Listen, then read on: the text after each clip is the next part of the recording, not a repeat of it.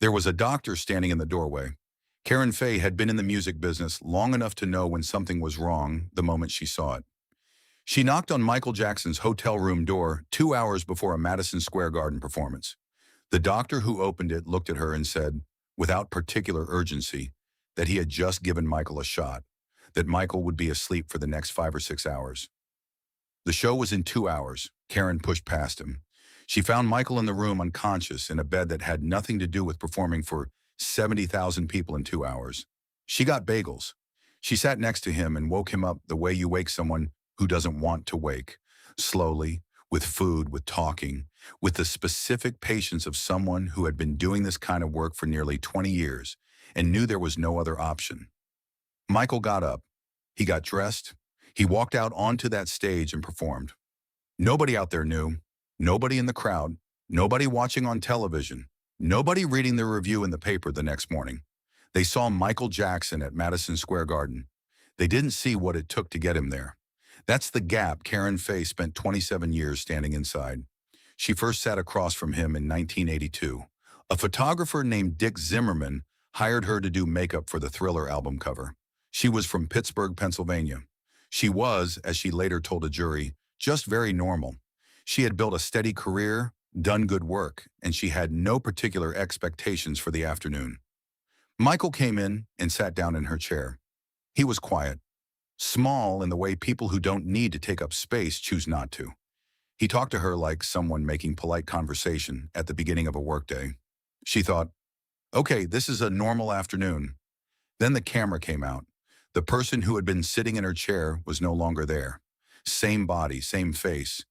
But something behind the eyes had shifted completely.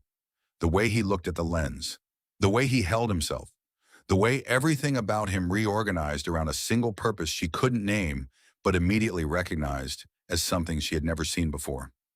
She sat there in Dick Zimmerman's studio and felt, with a clarity that didn't require explanation, that she was watching something happen that didn't happen often. She asked him about it afterward. He said, "It's not me. It's God who comes through him." Third person, like he was talking about someone who borrowed his body when the music arrived. He brought a baby tiger to that shoot. Karen played with it between takes while Michael watched and laughed. By the end of the afternoon, something had formed between them without being named. He called her Turkle. She called him Applehead. Those were not public names. They were the private language of two people who had, without planning it, decided to trust each other in the quiet spaces that exist between professional and personal. Before she left that first day, he said something to her that she didn't fully understand until much later. "People will hate you for what you do," he told her.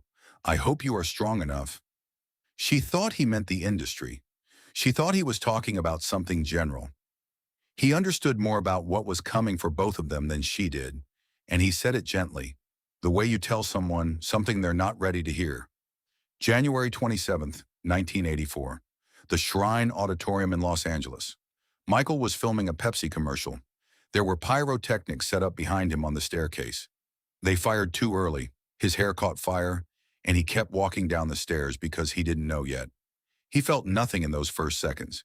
He kept moving the way he always moved, controlled and precise, while the fire climbed the back of his skull.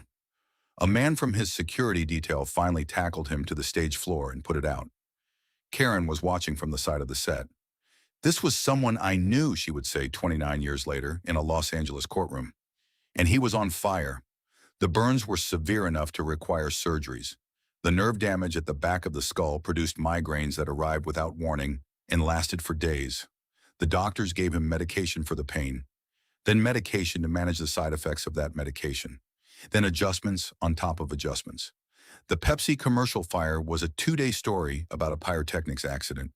What it set in motion took another 25 years to resolve, and not the way anyone wanted.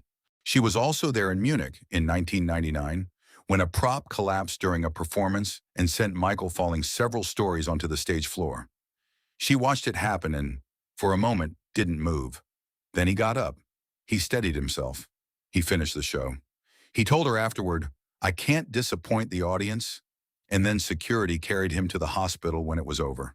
The back injury from that fall would come back under stress for the rest of his life, which meant it was almost always present. The years in between were the years Karen wasn't there. The second allegations.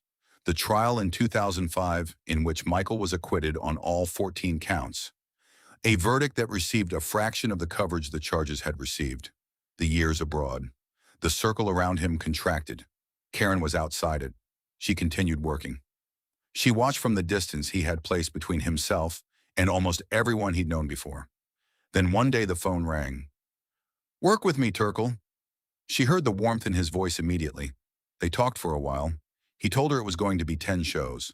A comeback, but a manageable one. She said she was excited. She was. She found out later, the same way he found out, after the announcement had already been made, that the number was not 10. The number was 50. He had gone to sleep one night thinking one thing and woken up to something else entirely. What she found when she arrived in 2009 was not what she had left. She had last been inside his life when he was 34 years old. He was 50 now. That difference was not just time passing. Karen Faye had a specific kind of knowledge built from proximity across decades. Not medical, not clinical, but the knowledge you accumulate from being in the same rooms with a person across every major phase of their adult life. She had a reference point that no one else in that house possessed. She touched his hand. He was cold, not cool. Cold like something that had been removed from a warm environment a long time ago. In a heated building, fully clothed, Michael Jackson was cold to the touch. She wrapped him in blankets. She sat beside him with a space heater and stayed close until the shivering slowed. She looked at his face and compared it, without meaning to every version of that face she had ever prepared. All the performances, all the years, all the rooms before the lights came up. She started sending emails. She told his manager, Frank DeLeo, that Michael was losing weight at a rate that needed to be taken seriously, that Michael Bush, the costume designer who had been quietly taking in Michael's clothes week by week, altering them smaller each time, could document exactly how much had disappeared and in how short a time. DeLeo listened. His response, which Karen repeated under oath in court, "Get him a bucket of chicken." Around the same time, she overheard a senior AEG executive on the phone with Michael's personal assistant. She wasn't trying to listen. The voice carried across the room. The message was not complicated. Whatever it takes, get him out of that bathroom and to rehearsal. She stood in the hallway and understood exactly what the priorities were and what they were not. Michael Bush came out of a bathroom one afternoon during a costume fitting and walked straight to Karen. He said it quietly. "Oh my God, Turkle, I can see Michael's heartbeat through the skin in his chest." She said, "I know. He's thin." There was nothing else to say. The muscle was gone. What was left was thin enough that the movement of his heart was visible from outside. She had been writing about it in emails for weeks. The emails went somewhere, but nobody wrote back with anything that mattered.